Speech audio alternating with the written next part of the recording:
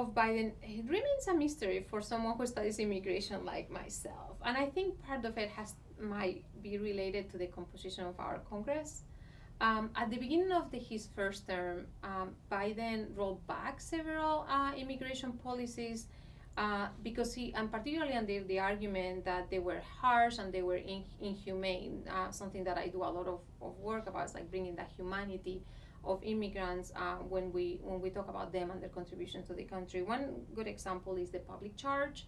Public charge, if you're not familiar with it, has to do with grounds for inadmissibility to the country. So someone might be considered a public charge, and this is by immigration officials that determine whether you get a visa, you are applying for a green card, or just simply admission to the United States.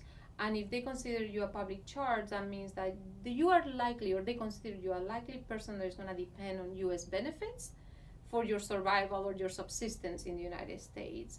So that puts people that may have disabilities or others, or elderly, for example, as completely inadmissible to the United States. So as I was saying, the Biden administration rolled those back.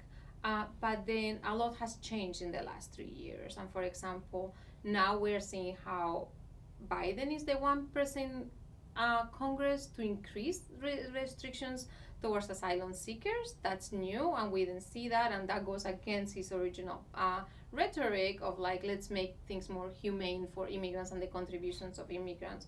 And then I think it's the New York Times, has dubbed the Biden administration as the most active immigration president yet, which for me it's pretty impressive. I've been teaching immigration policy for 6 years, and I remember particularly in the Trump administration, I used to tell my students, this is a graduate level class, that Trump made me teach or change immigration policy by the tweet.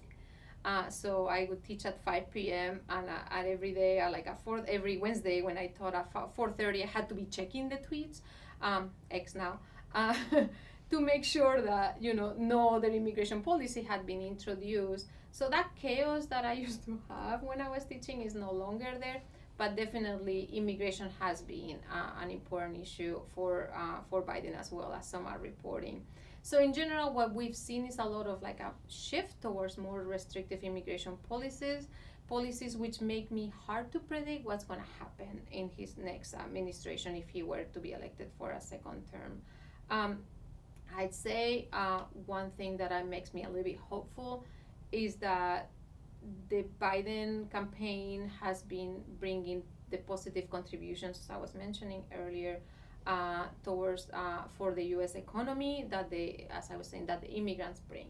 So he's reported how, for example, between 2023, 2024, the GDP is greater by $7 trillion, and the revenues will be greater by about $1 trillion that they would have been if we didn't have immigrants in this country.